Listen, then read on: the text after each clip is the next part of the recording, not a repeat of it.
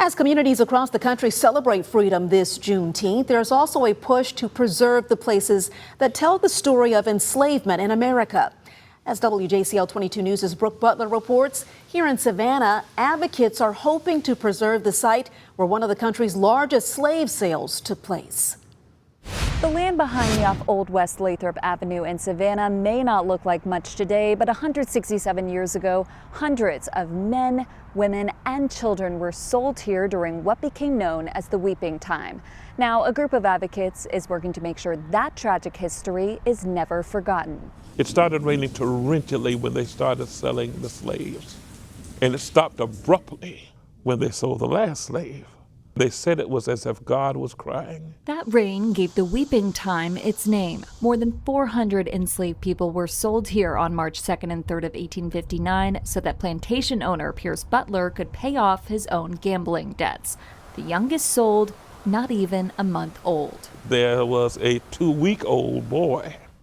We don't have his name. Reverend Dr. Leonard Small has spent years working to bring attention to and preserve this site.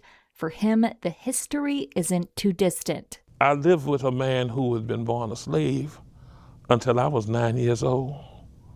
So I don't know how long it is for other people, but it's just not that long ago for me. The effort to preserve this site took on new urgency after the property was listed for sale in 2025.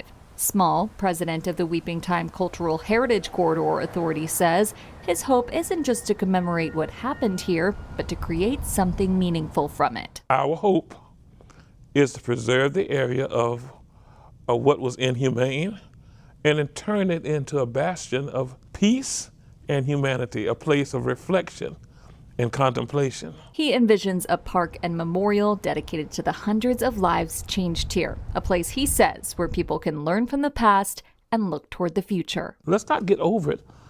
Let's preserve it, let's observe it, and let's do better, and let's be better together.